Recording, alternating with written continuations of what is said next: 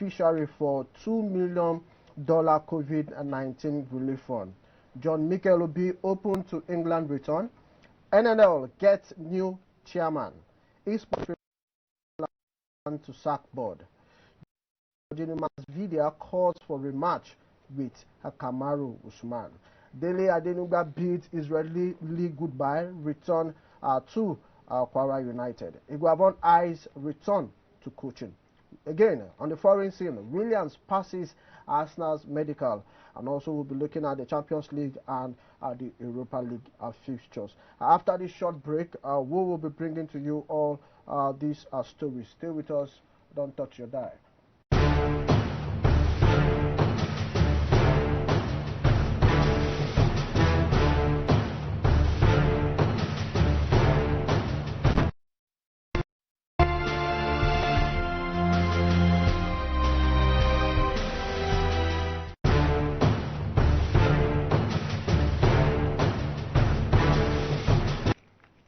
Thank you for staying tuned, and you're welcome back. So if you're just joining us, this is the Sports Hour show, live from the Advent Cable Network Nigerian Television.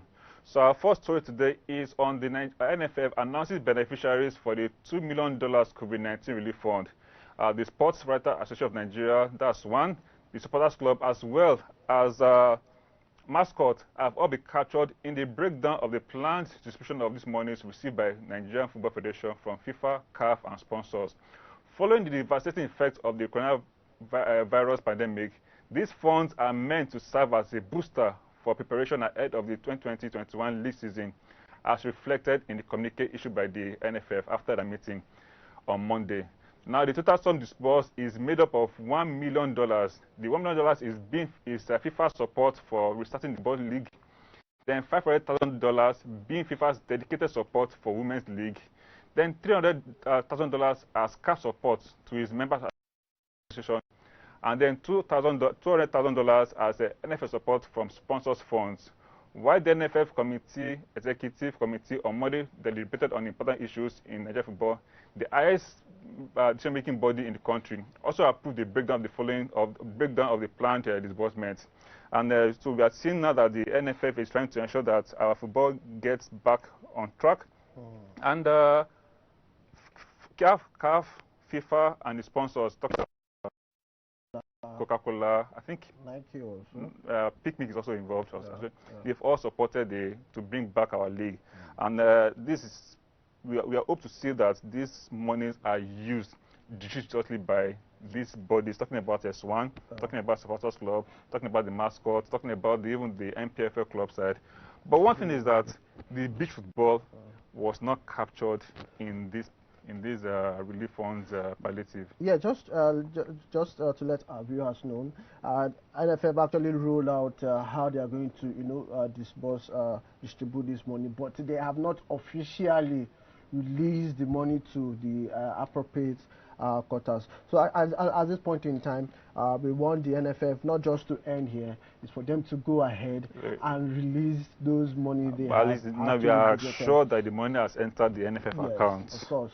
So it's not left for the NFF now to now disburse these funds to the different bodies that need this fund. Yes, very good one. But it's so sad that the beach soccer team was not actually captured in this particular list because we know beach soccer we have been doing very well in the African continent. We went to the World Cup, but sadly we couldn't go past the group stage. We understand that we need to actually develop the beach soccer, because when it comes to the African continent, we are the big guys. But why is the beach soccer excluded from this, or why are they not captured? Or is there an oversight on the NFF, or they just feel that beach soccer does not need relief fund? For me, since the Nigerian Supporters Club is being captured, the Swan is being captured, I see no reason why the beach soccer team should capture, because it's a national team. They get to represent Nigeria and they play football in national competition. They play football.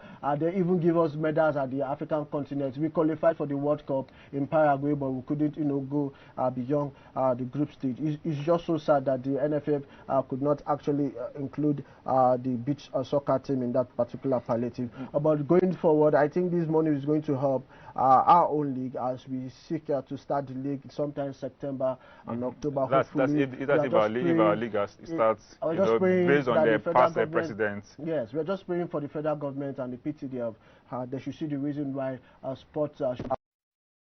We have seen leagues all over the world. They have resumed. Some are finished, some are about to start. The fans are not allowed to come into the stadium. It's very good if our own league can actually resume and let the fan not come to the stadium. At least is a right step in the right direction. For NFF to just ensure that this money are disbursed, and those who are in the head of the affair, when they receive these such funds, they should ensure that this money are spent the way the money is supposed to be spent. I have one issue right now, but it's not an issue anyway. It's the disparity in the figures between the men football and the women football. Okay. The men football is going to receive 579 million naira, while the women football will receive 103 million naira. That's a lot. The gap is so much. Yes, if it was in US now, the US women's team and the clamored for but no doubt about that. They will argue that equal rights. The men league has more participants than and it's the cash cow. Than the female league, and it's the cash cow and all that. We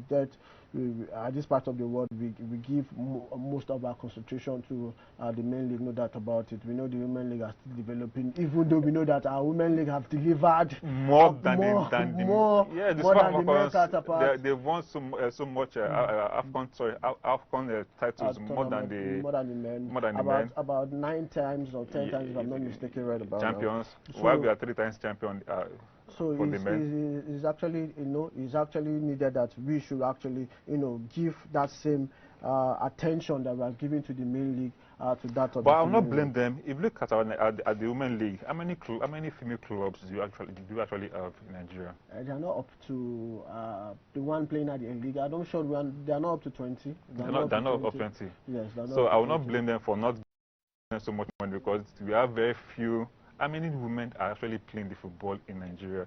It's very difficult not to see now maybe in those days to see parents now say, Bumi or Kemi, go and play football. Yes. But the men could do that.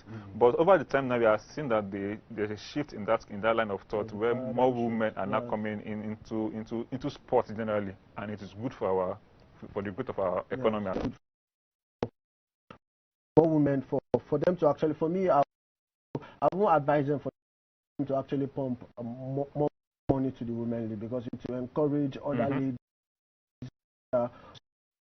Because sport is one way that can actually take you from 0 level to that high level in just some space of quite some years and all that. We have seen so many basketball clubs, female basketball clubs, netball female clubs. Of course, we believe that Azizat Oshola will be the 3 times African champions, the player of the year. Nobody actually saw that coming. She was working at the likes of Francisca or Ortega and the likes. They actually came from the grassroots level, and right here today we can see them in the club.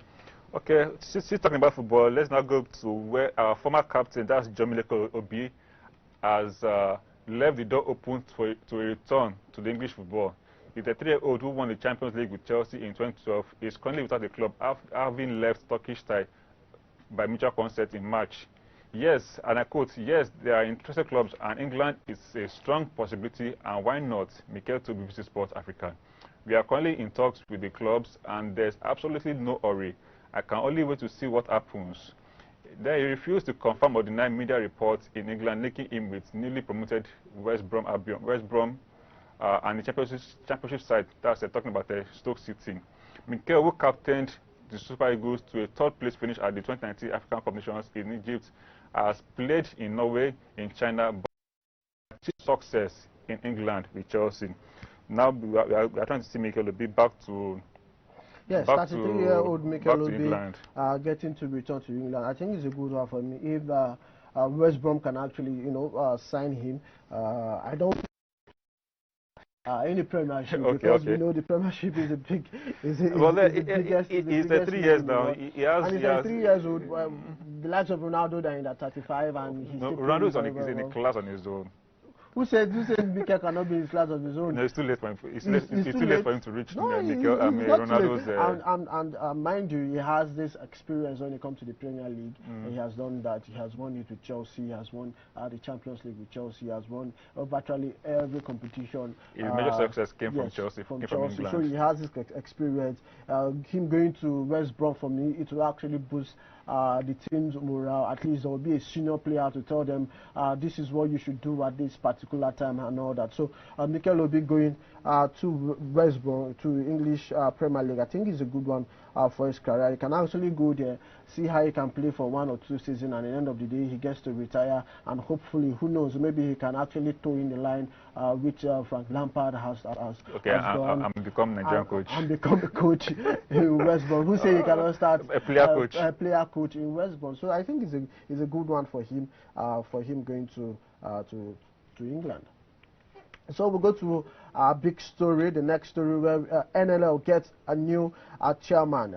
It's just so, let me just go and read this straight. The chairman, Senate Committee on Sport, Senator Obinna Ogba, has been appointed as the new chairman of the Nigerian National League. That is talking about the NLL. The appointment, that's the most important league in Nigeria, was announced at the NFF Executive Board meeting on Monday as a replacement of the late ex-boss, Mr. Chidi Ofwon Okenwa. Senator Ogba, who doubles as the chairman of Ebonyi State Football Association, is expected to work alongside the independent member of the NNL body with the newly appointed Chief Operating Officer, Emmanuel Adesoya. Acting chairman of the NLL, who is the independent vice chairman of the board, Nasiru Mohammed from Sokoto, will hand over the most important league seat to the new boss as the which have said to be relocated to the FIFA Gold Project to the Zone 7 Use Glass House of the Nigerian Football Federation from our office. So now this is Nigeria's most important league, the NLL. And so many people have argued why they call it the most important league. Let our viewers know why they call it the most important league. Because that's where you get to graduate from the second tier of the league to the first division of the league, and it's very, very important because we have over 42 teams playing in that particular league, and everybody really want to fight and see how they can be able to gain a promotion to the top.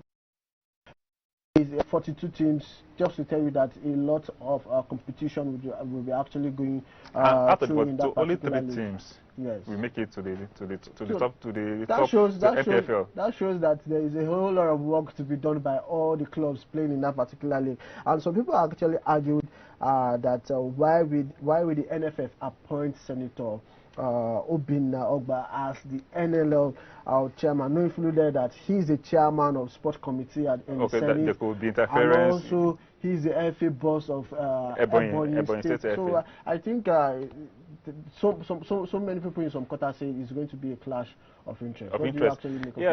Yes, I also told that line that it's going to be, because now he's the head of the committee, Senate Committee on Sports, and sorry, chairman on the Senate Committee on Sports. Okay. So there's going to be interference. He might want to influence decisions that will favor NLL and as well as Ebonyi State FA, because he cannot be the chairman of a committee that supersedes or oversees activities of sports in Nigeria, and you will not have your own interest, especially when the fact that you are the chairman of a particular league and the chairman of a particular FA in the country. So there's going to be a clash of interest. So I don't know why the NFF went ahead to appointing, whether it was lobbied for the position or they found him worthy to be the chairman. I don't know. Some people actually argue that he should not have been the chairman. Some people actually argue that being the chairman, being the NNL chairman, he will bring out his wealth of experience, his connection. He's already the chairman of the Senate Committee on Sports. What experience is he going to bring on board? He's already political. He's a politician on one aspect, and he's an administrator on another aspect. In bringing sponsors, he's going to liaise. He can bring in sponsors. He can bring in sponsors as a Senate Committee chairman to ensure that the league gets is necessary support. But anyway, yes, I agree with you. But that clash of interest will play in. Okay. You cannot be the chairman of a committee. Let's say, for example, now the Ebonyi State FA now has an issue, a problem, and he is the chairman of the and the committee invites the FA to public hearing. Yes. How is it going to do it? It's good to sit here. I sit there. You just imagine. Yes. Yes. We want to maybe favor teams from Ebonyi State for them to actually gain promotion to the MPFL. There's so many twists to the. And that's scenario. There's so many twists to the LMC has issues. Yes. And he invites them. The committee invites them to public hearing. Yes. LMC is above NLL. No, of course. As NLL. Yes. And you are now inviting LMC and the MPFL to come and defend maybe budget or something. And you are the chairman committee of sports. And you are the NLL boss. How are you going to reconcile those things? You can see where the clash of interest is coming. There are so many questions begging for answer. Why NFF appointed him as the chairman of NLL is left to them alone. They know what they saw in him, but he should not have been appointed. Based on the fact that he already holds a critical position. And it's a key position for that matter. Yes. It's a key position. So I feel, I don't know what best for the NFF, but I feel the senator should have not been appointed. Yeah, I agree with you. It should not have been. Seat. So we'll go to the next story where Esports Federation rejects ministry plan to sack a board. The Esports Federation of Nigeria has once again rejected plans by the sports ministry to actually inaugurate an interim committee following the leadership crisis rocking the federation. In a statement signed by the president, Abu Clinton, that the federation the aid of the federation so as to prevent the possible sanction looming from the international body over the major setback caused by the ministry. I quote him, it will be recalled that the president has allegedly the ministry was interfering and may attract severe sanction from the world ruling body. He also noted that the Esports Federation, which came into existence in 2017, is fully registered in line with the federal government directive and the Nigerian Olympic Committee, adding that an investigative panel should be set up on the leadership crisis. I quote him again, we are calling on the youth and loving President Muhammadu Buhari to call Sunday Dare to order not to destroy the gamers common in Nigeria, he said. Jide, looking at the crisis rocking the Esports Federation in Nigeria, what do you actually... some quarters actually meanwhile let me just take this. Meanwhile, the director of grassroots sport development in the sports ministry that I was talking about, Dr. Ademola Are, has debunked the allegation, adding that Clinton-led board is illegal, noting that earlier approval for the federation has been withdrawn by the sports ministry, having not met the requirements. According to Dr. Ademola Are, he said the Clinton-led board is illegal. They registered as an esports Nigerian league as an NGO, which was early approved by the sports ministry, but after much investigation, the approval was withdrawn because the sports ministry, the sports minister Sunday Dare gave the order for the right process to be followed, including other federations. Like you asked earlier, is there the crisis? There is no crisis. Why am I saying so? This problem started, no, I'm not going to call it a problem. This issue started when Dalong was still as a minister. Yeah. Each federation was not a federation before. It was an NGO that gamers, gamers come together and formed a committee. Like let's just come together and play games. From there, let's do an NGO. Okay, fine. And you are registered under the CC. Then the law that gave you that right to become what? A federation. Yeah. Meanwhile, the process which make you federation to become a federation was not duly followed. Sure. And the new board, the new minister came on board and saw that this is registered with CAC, and she said that you are a federation. No, we don't have any control over you if you are registered with CAC. Of course. And what's the job of the ministry is to ensure that there's control in all the federations. Their job is to ensure that. And you don't even need a CAC for you to create a federation. Yes, you don't need this. You don't need CAC. The sport can come on and say, okay, let's have a gamers federation. Of course. Conduct election. Who conducted the election for e-federation? Nobody. There was no election. There was no election. They transformed from an NGO to federation. And the ministry said the process you used to become a federation, it is not right, it's illegal. Please revert back. they can now come back again and reapply normally to become a federation. But was it not the same ministry that actually granted them? That's where the problem is. Because was it not the same ministry that actually granted them the access to the federation? That's the problem. It happened under the previous administration. There were errors. Because an error was made does not mean that you should also keep that same error. What you do is you rectify that error. And they've told you, you're not a federation. The process is illegal. Go back and rectify it. That means you have to cancel anything that has to do with CSA. How can it be CSA? That means you cannot control you. You don't have any right over you. Yeah. And yet you still want to collect money from the ministry. Of course, I was actually there at the press conference of the. So the ministry is right to say that this is an illegal body, and for the president, I became president. I don't know. From NGO, from to a president, I don't know. Okay, he's a president. You are not saying that the ministry is not interfering. The ministry is not interfering. The ministry is trying to ensure that the right thing is done at right. Yes, the government has its own fault, but it's not every time that these people fight the government and say that no, they are trying to interfere. They are not interfering. If they allow illegalities to continue, it is wrong. Of course. Any legal measures must be caught, and they must find a process of reverting the illegality back to into legality. That's just what the ministry is trying to do. Okay. And you should follow this. You should follow why is this crime sending what's called the press release statement that the ministry is calling on the president to interfere. They're going to ban Nigeria and all that. But I was at the press conference where Clinton led Esports Federation. And many of them are in federation, sir. I mean, what is the president? I don't know who's the vice president, who's the treasurer, who's the secretary. Who are they?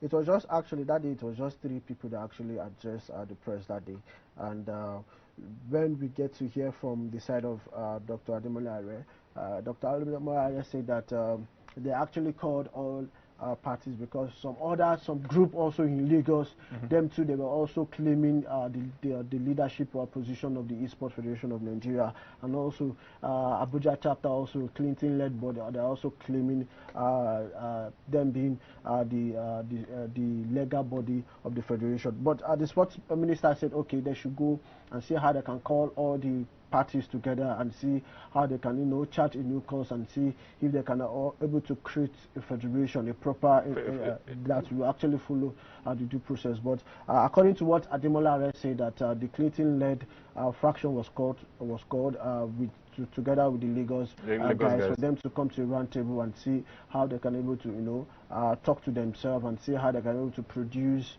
one body that will actually lead the affairs of the federation. But after much deliberation, the Clinton-led board actually opting out. They said they were not going to continue with that particular process, that they are the one that is being recognized by so-called sport ministry then, which they under Solomon Dalong. Under Solomon Dalong. But the director, that's the grassroots director, Ademola Are, told them that license given to them in 2017 has been revoked. Then why don't you come? The ministry has the right to revoke. Yes, the ministry has the right to revoke. Because the due process was not followed. Of course, they have the right to. Okay, some years ago, I was part of these people that I used to play game with them, and I know when they will come together, say let's form NGO, Gamers Association. In fact, it was not a federation; it was an association. Yes. That you could go to NCAC and register, no issues, they are free, and you want to be collecting. You're under CAC. And you have to be collecting money from the ministry on a monthly basis, on a yearly basis. It's not possible. It's not possible.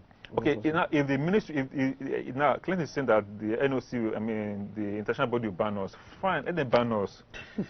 And the international body, according to what I actually gathered, the international body actually requested a letter from the sports ministry from the Clinton-led fraction before they can able to, to absorb them as a member state, and there was no letter. So how will the international body ban us? Even now ban so if I'm the ministry, I will say go ahead. I will now form a proper federation outside Clinton and Co. Yes, it's just that when they actually the ministry is just trying to be diplomatic. Yes. When they actually called the Clinton-led group and the other group from Lagos, which the Clinton-led group actually pulled out, they went ahead to actually they held the election, and a new ESCO finally emerged, and they were about to be inaugurated before this COVID. a couple of months, the minister will actually, inaugurate that intern committee, which will oversee the affair. Then after the Olympics, when the all federation will be having their election, then there will be a new election into that particular federation. So if federation is illegal and we agree it's illegal, let Clinton and co liaise well with the Lagos body, because Lagos and Abuja are the main guys that play game. Yes. Let them come together and accept the ministry position and fine, and they're good to go. Of course. Okay, so let's go from crisis and go to another one where we have Joge Masvidal calling for a match with a Kamaru Usman. That's Nigerian Nightmare. You know, Masvidal has called for an immediate rematch with Kamaru Usman after the easily organized contest at UFC 251 in Abu Dhabi. Masvidal, nicknamed Game Bread, filed in with 6 days notice and lost 20 pounds in that space of that time to fight Usman at UFC Fight Island UFC Fight Island after original opponent Gilbert Burns contracted coronavirus. Now they want to fight again with Nigerian Nightmare. The guy I want to our Nigerian Nightmare, Kamaru Usman. I feel problem for Kamaru. I trust Kamaru any day, anytime. He's our own Nigerian Nightmare. He can able to deliver the impressive performance that he has been showing over the couple of years, because you know what Usman can actually do. He has been doing very well for himself and in the league. So we'll move straight to our next story, where Dele Ayenuba built Israeli league goodbye, return to Kwara United. We know former Super Eagles goalkeeper Dele Ayenuba has returned to the Nigerian Professional Football League following his move to Kwara United. The 6-year-old player who is in book for the Israeli side Hapul Fula prior to his move to Kwara United. It will be recorded that Ayenuba started his career with the Kwara United in 1998, moving to Yimba before PFL titles in 2002, 2003, 2005, and 2007, where he led the CAF Championship twice in the year 2003 and 2004. What do you say about him moving from an Israeli club to a Kwara United that almost got relegated in the MPFL? No, funny enough, I think he's right to come back to Nigerian League. Let me say why. In his club in Israeli, his last club in Israeli, he did not play a single minute. Wow. He was on the bench throughout the season. For 2 seasons, he played not up to 10 matches. But he's actually receiving his money now. But every player wants to play. At 36, what you don't really know. You don't need to prove yourself again. You're 36 already. Yeah, it's fine. 36. He should bring his worth of experience on board for the Kwara United goalkeepers to learn from.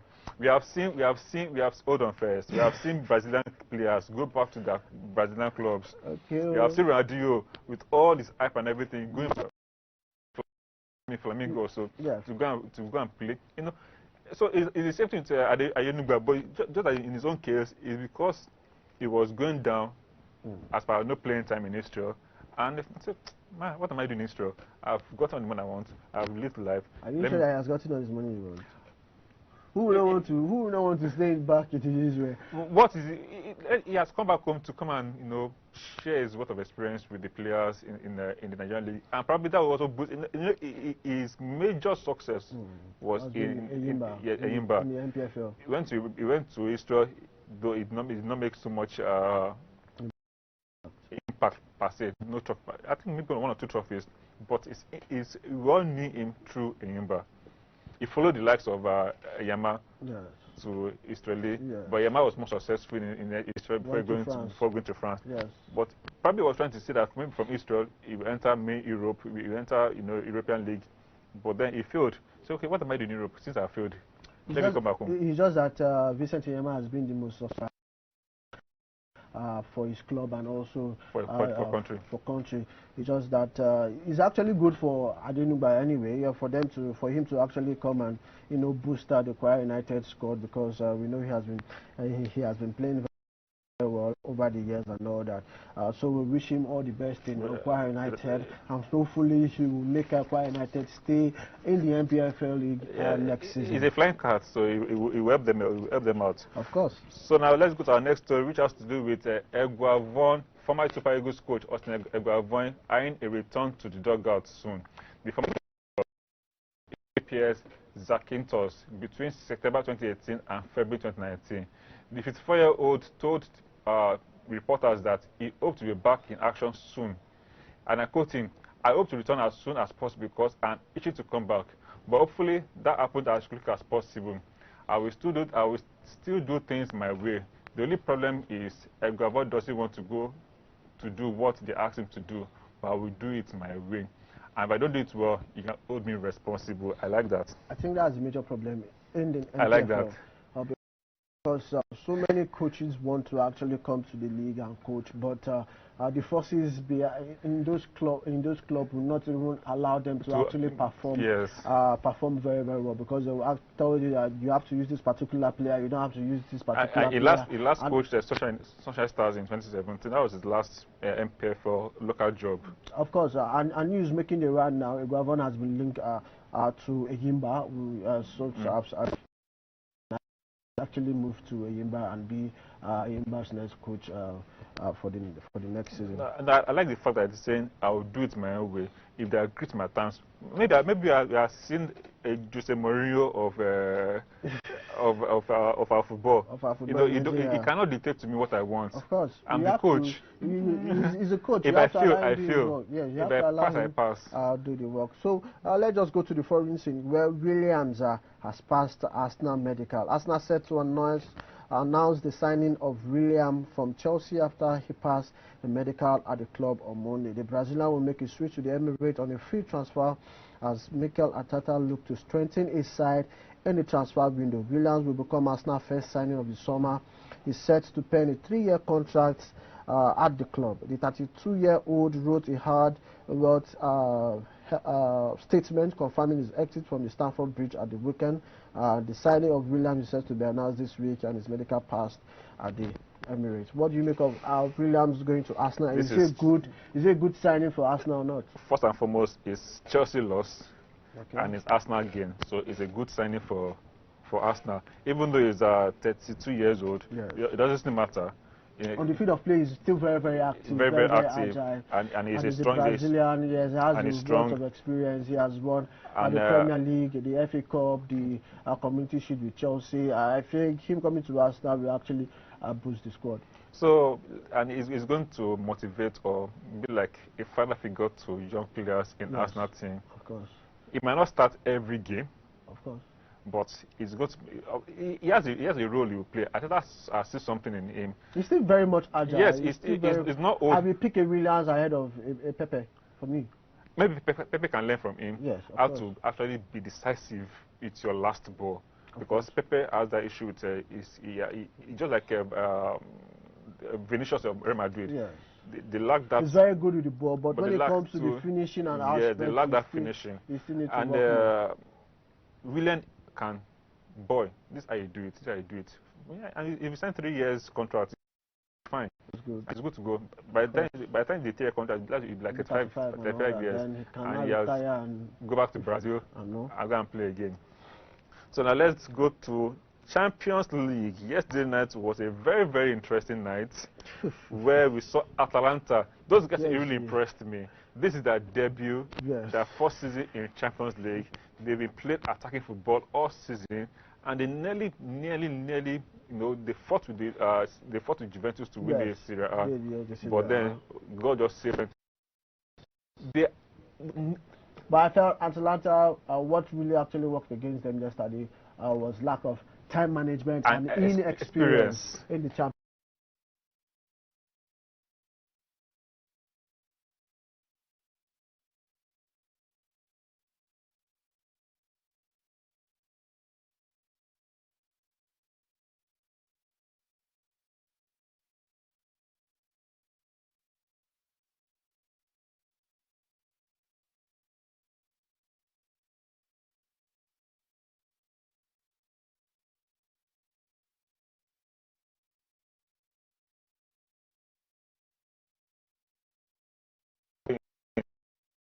championship next Since season. they will play the championship next season. And tonight is going to be the big. Is it tonight? Yes, tonight. Tonight. Atletico versus Leipzig. Yes, and no, my mind is going to Barcelona versus Barcelona, which is on Friday, which is tomorrow. Yes. Barcelona versus Bayern. Yes. That is going to be a tough one on Friday. Going to be a I tough expect one. before we go there, I expect Atletico Madrid to overrun but Leipzig. you can actually not say it's over because Leipzig, we know what they did to Tottenham. They actually defeated Tottenham. Tottenham they were poor. Tottenham were poor. Yes.